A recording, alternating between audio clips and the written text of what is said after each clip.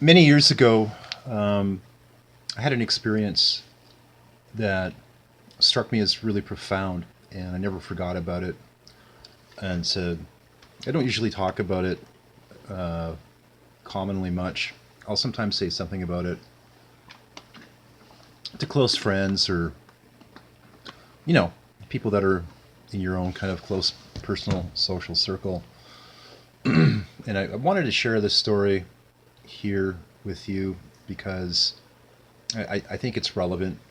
And I'm also going to just discuss some of my personal thoughts on the nature of apologies and forgiveness.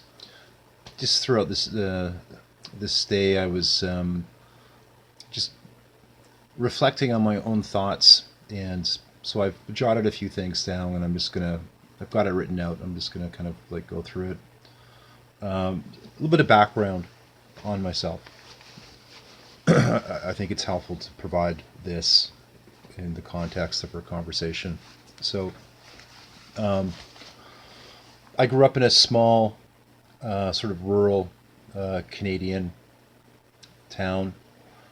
Spent some time in cities, and raised mostly by a single father.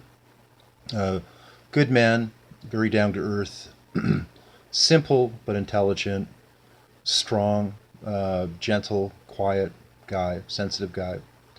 And I've always thought that if I can ever be half the man that my father has been, I'll have accomplished something worthwhile.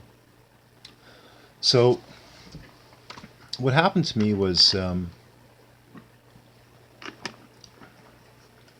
I most of the time when I was growing up, you know, the place I grew up in was quite a small place population-wise, and you know, our family was an average middle-class family.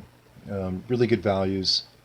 My dad's a very spiritual person, and you know, he has a really you know, he's not just like a dogmatic religious type guy, but he's just really solid character.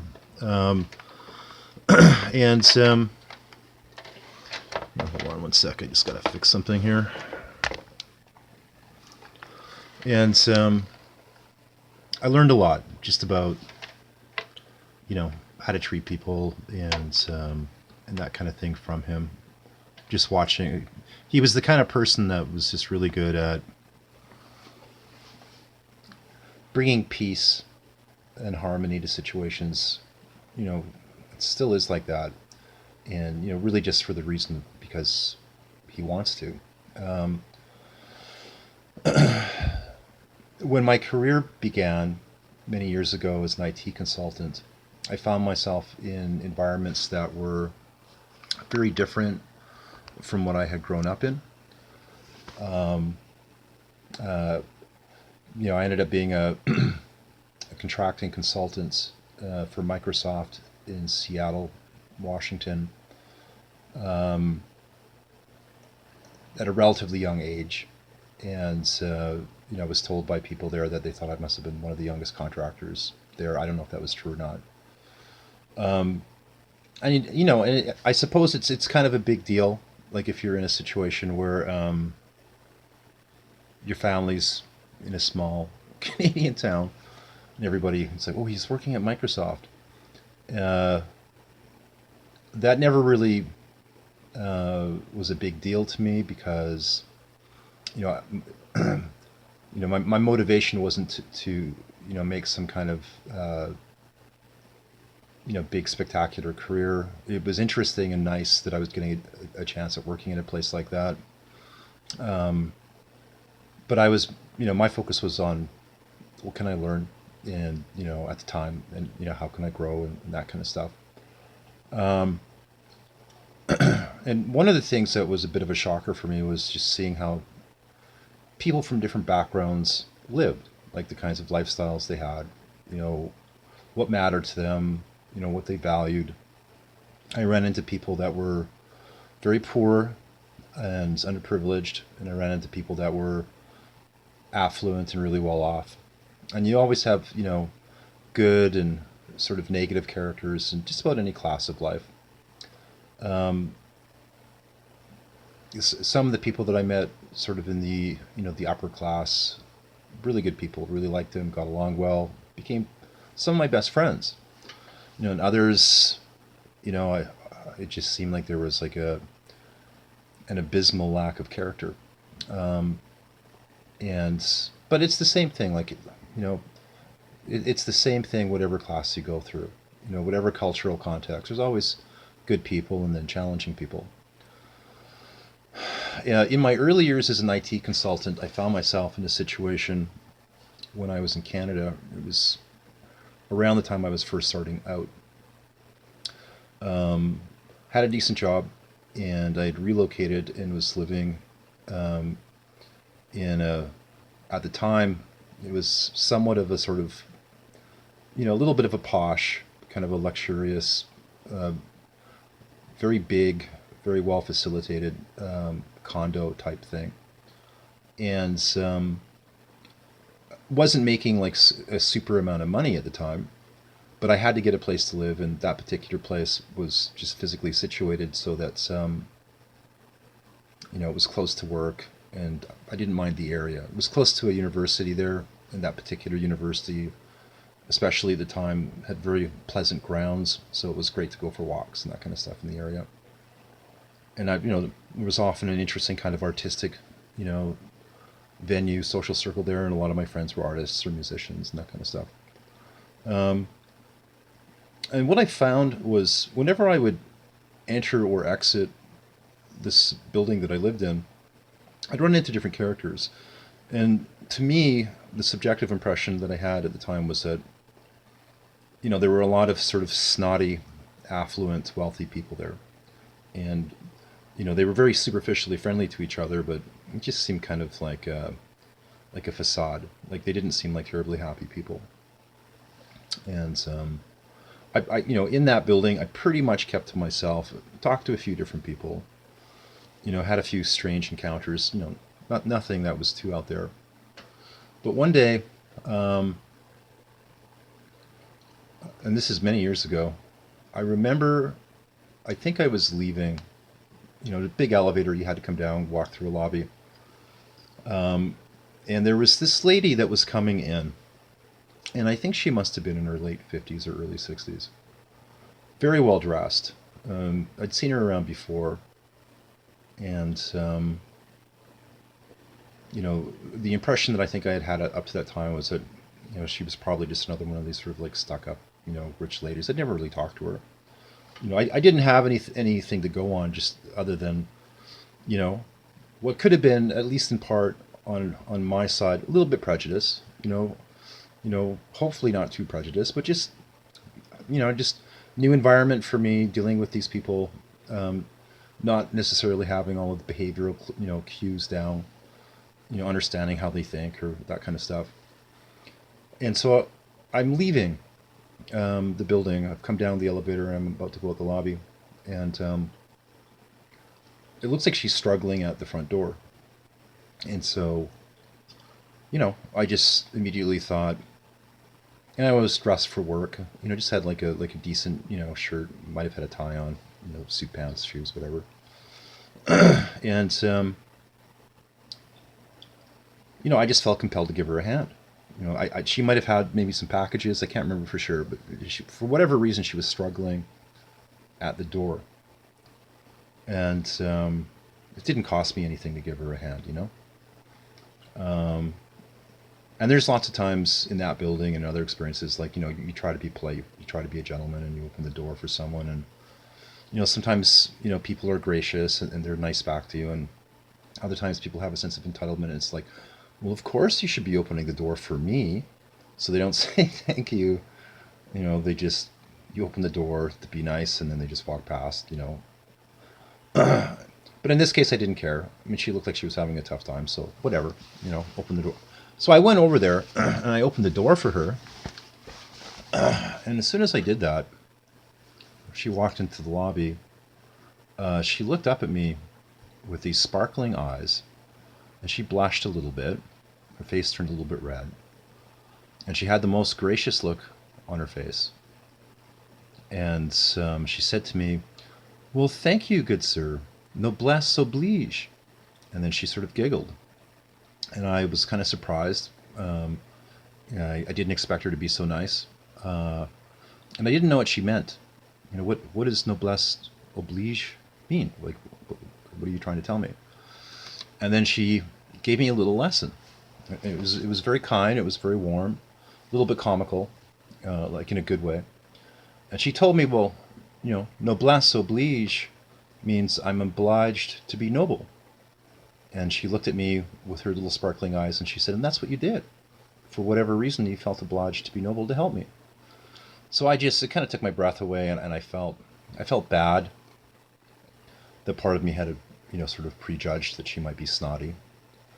And I felt a change inside of me. And I felt grateful just for learning that concept. Like, it was a really neat idea. I never forgot it. And whenever I ran into that lady again, it was always a pleasant experience. And so that stuck with me, and it's something, just as a basic idea or principle, that just makes sense. And the basic idea is, if you're trying to be a good person, you're trying to be good-hearted, then not in a negative way, but in a positive way, there's a sense of self-obligation that we want to be noble. We want to treat each other nobly, and not nobly in like a weird social political control thing, but nobly as in, noble of heart. So these are some notes that I made about what I think about the nature of apologies and forgiveness. So I'm just going to kind of read this out. My dad live a little bit. These are just things I thought about today. We all make mistakes. I have myself sometimes. We find ourselves in situations where sometimes we don't know what we don't know. Sometimes the decisions that we make are made from impulse instead of from a place of a calm, cool, rational mind. And when that happens, often those decisions don't turn out so well. To offer a sincere apology takes great courage and demonstrates strength of character, as so too does offering forgiveness. When grace is asked for from a remorseful heart, and it is given by a kind and well-meaning person, something beautiful actualizes for both, and this can ripple outwards towards making a profoundly better world for everyone. I have in my own past made mistakes, and at those times when I sought for and received forgiveness, I found myself able to grow, heal, and flourish in ways I had never managed or imagined before. It made me a better, happier person, and I am eternally grateful to those who gave me a second chance to prove myself. Just give me 1 second here. I'm just going to change this here. How do we, however, discern when we are to forgive? There are a few things that can help with this process. Some of these include, do we have a sense of certainty that the apology offered is sincere and genuine? Are there any strings attached specifically to the nature of the apology? For example, does the person say something along the lines of, I'm sorry, but... do they attempt to twist their way out of the sincere apology and blame shift? Or do they take ownership over the issue of their actions? Sometimes the process of seeking forgiveness and being forgiven can also be complicated, wherein both parties are engaged in untangling and understanding fully what happened. However, the effort to meet each other at least halfway and to at least consider each other's perspective, openly and honestly, is generally on the right path to a successful resolution. When someone demonstrates a willingness to own their own actions and they express a sincere regret, this is a clue to us that it may very well be sincere. Other methods can be used also to determine the sincerity of an apology. When someone is truly sorry, especially if it is about something that another has felt hurt by, what must come along with that apology is a form of restitution, meaning that the apologist is earnest and eager to do what they reasonably can to help remedy the hurt feelings of the other person. What forms can this restitution take? There are many forms, but some significant ones are along the lines of the apologist recognizing specifically the complaints of the hurt party, and then offering not just words of empathy and sympathy, but also offering and demonstrating actions that are consistent over time and taking actions geared towards helping the hurt party feel better about the situation. This can be, for example, in some form of kind and warm service towards the other in a way that supports and helps them for the sheer sake of showing consideration for and to them, and in a way that is reasonable and healthy for both parties involved. It is often said that the greatest leaders of people are those who are truly servants of those people, similar to the philosopher kings of ancient Greece. When the dynamic of seeking an apology comes up, understanding the process and individuals involved can be helpful. For example, sometimes it takes different amounts of time and changing situations for a person to come to a conclusion on their own that they need to seek forgiveness. Likewise, for the person who offers forgiveness, this process also plays out wherein the amount of time needed may vary for them as they consider the issue in their minds. For some people, they can apologize or forgive faster or slower than others. Arriving back at the idea of how do we discern whether an apology is truly sincere? Well, there are a number of means I have personally found helpful. See the links in the comment section regarding microfacial expressions and hand-to-face gestures. Sometimes when we are dealing with unknown elements in the situation, a variety of helpful tools may come to our aid to help us better assess the overall scenario. Sometimes these unknowns may be, how well do we know the person? What are the unseen circumstances in the lives of the people we are dealing with? What are the social, cultural, environmental differences? We can often use microfacial expressions and hand-to-face gestures as significant clues as to what is going on truly within the mind of the apologist. However, I must emphasize strongly that we often cannot rely on microfacial expressions or hand-to-face gestures to tell us the entire story. We must also take into account the context as well as the overall history of the issue before us. Understand that there can be situations where someone may sincerely feel remorse, and they may genuinely be offering an apology, and they may be prepared and committed to offering reasonable restitution over time, but that doesn't mean that they may not have their own sense or concern over their own interests or their own perception of the issue, some of which may be or seem to be paradoxically opposed to some of the ideas of the person that they seek forgiveness from. Human beings experience a confluence of thoughts and feelings which can at times be polarized. So, for example, a person may feel genuinely sorry, and at the same time a part of them may feel understood or wrongly judged in some areas, perhaps not all, of the issue facing them in regards to the person they are interacting with. Sometimes there can be a process required. Dialogue, debate, negotiation, wherein chaotic turbulence existing between two parties needs to come to a calm place where both can find resolution.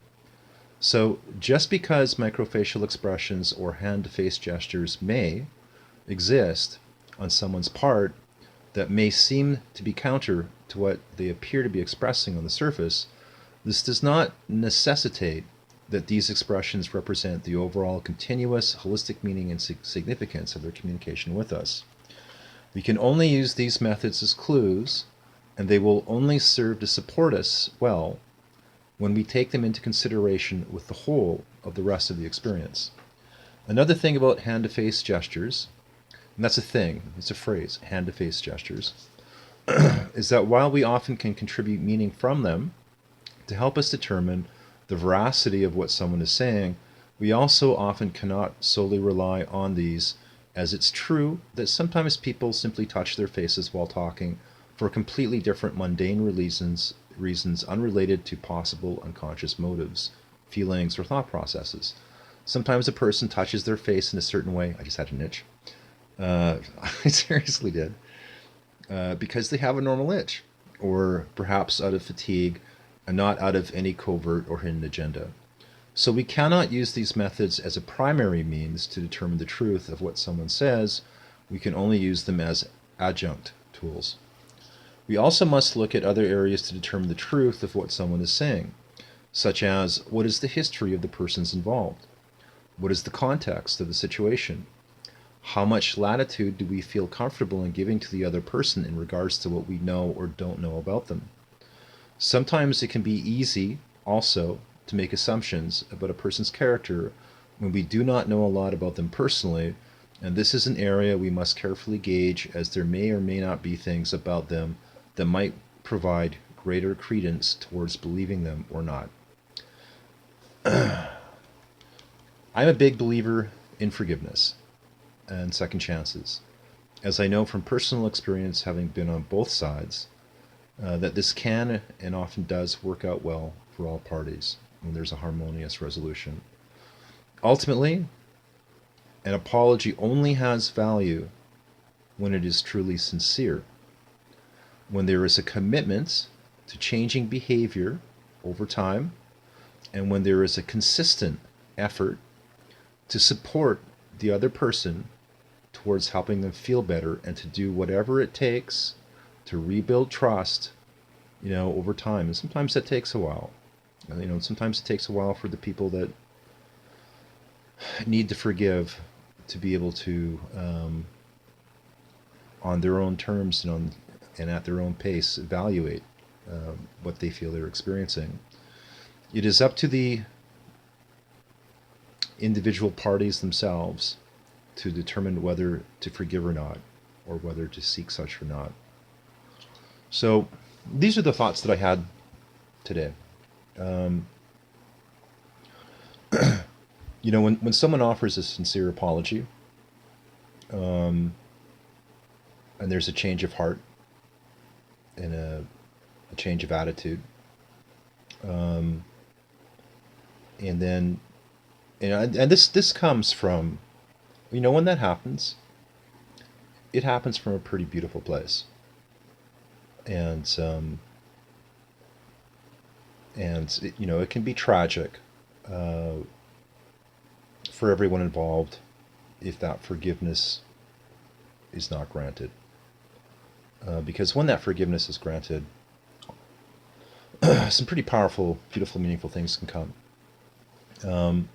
But you still have to gauge the situation, and saying words, depending on the situation, just sometimes is not sufficient.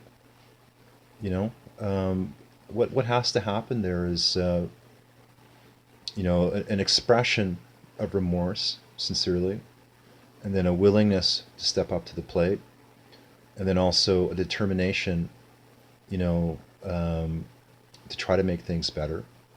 That has to be in place, and then there has to be an allowance given. There has to be an allowance given, to the people that are on the other side of that, who feel upset, to have the time that they need, to be able to work through their own inner turmoil, and for them to have the time required to evaluate. A lot of good can come when we forgive someone.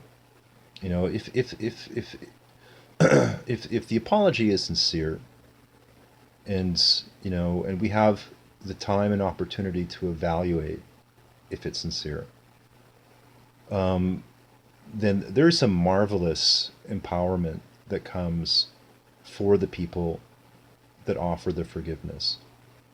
What you basically have in that dynamic is, not only do you have the opportunity, to set things right, but there's an opportunity for far greater harmony that had existed prior to come into, being. So, and what that, it's like, sometimes when a bone gets broken, not always, but sometimes, depending on the bone and depending on the nature of the break, if it's allowed time to set and to heal, sometimes that bone becomes stronger than it was before. So, sometimes the area where the fracture occurs, when it regenerates and when it heals, sometimes that part of the bone becomes much more vital than it had been previously.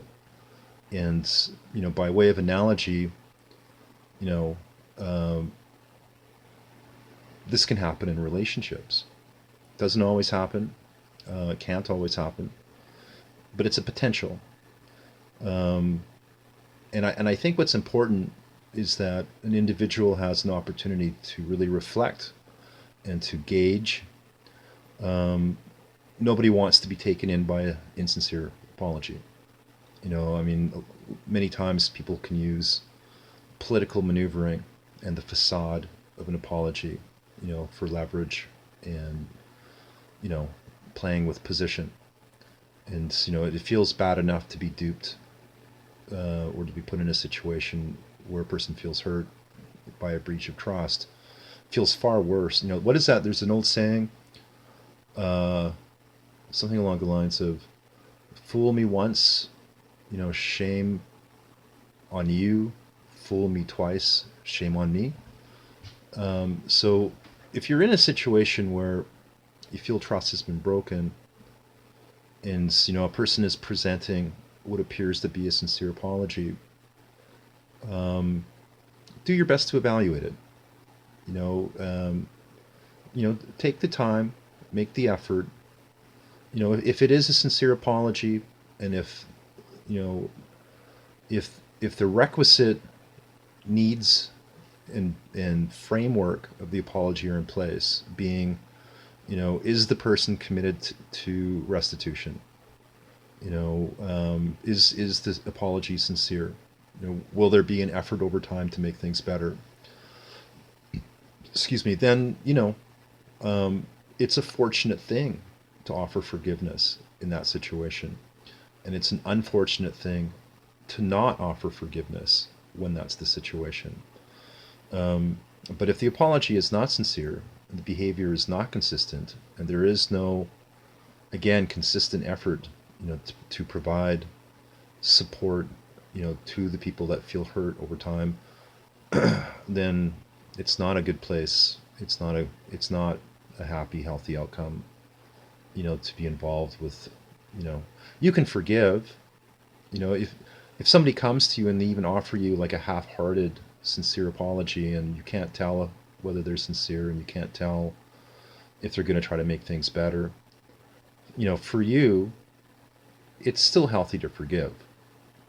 You know, but that doesn't mean that you have to trust the person again. That doesn't mean that you have to, associate or rebuild any kind of relationship. But it's always healthy to forgive. But not, you don't. I don't think it's a wise thing to put yourself in a situation where you forgive and then forget if it's a person that's going to keep repeating the same kind of stuff, obviously. Um, but what I'm trying to say here is, gauge the situation. Give yourself time, pace yourself. You um, and to the degree that someone is hurt, time is also required to just kind of let things settle down, and it's totally okay. Years ago, I had a very attractive, very animated Quebecois girlfriend. I won't go into more details about her. Um, and a lot of really good things, some challenging things. She had taken me to Quebec. I went to visit her and her family in Montreal, and at the time I was wrestling with a small number of health issues, and she had said that I should go see this famous naturopath um, that lived out in the boonies outside of Montreal. So I agreed to, and I went there, and it was an interesting experience. Nice guy, didn't speak much French. I guess he was really well known in Quebec. Some kind of big deal expert, and you know, uh, I was there for a few hours. He did a bunch of evaluations. This is quite a while back. And one of the things he did was iridology. And at the time, I didn't believe in iridology. You know, now it's like I think there is something to it. I'm pretty sure there is something to iridology. But he said that one of the things that I was wrestling with was trust. And I was surprised to hear that. He didn't speak English, so we had a translator that was speaking on his behalf with me. And he said, well, yeah, the problem that you've had is that, you know, you've been hurt in the past and you've had a hard time trusting people since then. And he said, you know, here's your solution.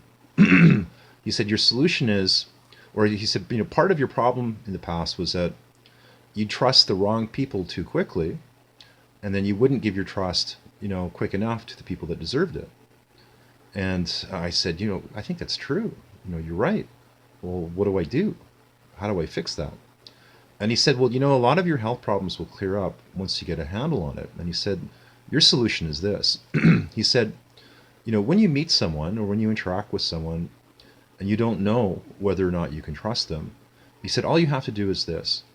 He said, the people that are worthy of your trust, you can be straight up front with them. You can just say, hey, I've been through this situation and, you know, like I dig your company, but I have a hard time trusting people and it might take me a while, you know, just until I get to a place where I can feel like open enough with you. You know, are you okay with that? And he said, the people that will tell you, oh yeah, I'm okay with that, they're the right ones because, you know, they'll like you and care about you enough where that's fine. You know, if it takes them longer to win your trust, they'll stick around and put in the right amount of effort. And he said the way that you tell the wrong people is the wrong people will come into your life and they'll want you to trust them really quick. They'll want you to trust them quicker than you're comfortable in trusting them. And they'll become impatient when you don't trust them fast enough. And he said the reason for that is they're looking for a quick meal. You know, if they want to take advantage of you, then they want you to, you know, give them, you know, your trust fast so that they can hurry up and make an energetic dinner out of you, you know, before they move on to the next mark. And he says, you know, to the ones that rush you, to the ones that want you to hurry up and trust them, he says, you know, as a general rule, just don't give those kinds of people your trust. He said that, you know, if they're the wrong people and you don't give them your trust quick enough, they'll just get impatient and move on. They'll move on to the next target. He says, that's how you tell. And I found that, you know, to the degree that I apply that principle in my own life, things tend to work out pretty well. And I've noticed, you know, and I don't always remember that. You know, I've certainly had scenarios in the last number of years where, you know, I wanted to trust someone, and despite what I was experiencing and what I was seeing and witnessing, you know, sometimes on a regular basis, I'd still trust them, even when it wasn't warranted, even though I had learned that lesson. So it's easier to say than to do. But that's one thing I would offer to you. If someone wants to regain your trust, especially if they've done something to make you feel bad, then, you know, you should be able to tell them that you need time. And if they really care about you and if they're really sincere, they'll not only give you that time, but they'll pay attention, you know, to what you say you need, you know, to help rebuild that trust, and then they'll make that effort. But that's how it goes. So anyway, I hope this helps you. Much warmth and some respect and sincere regards to all of you. This is Doc Stars from the Sound of Stars Frequency Technology Group, signing off.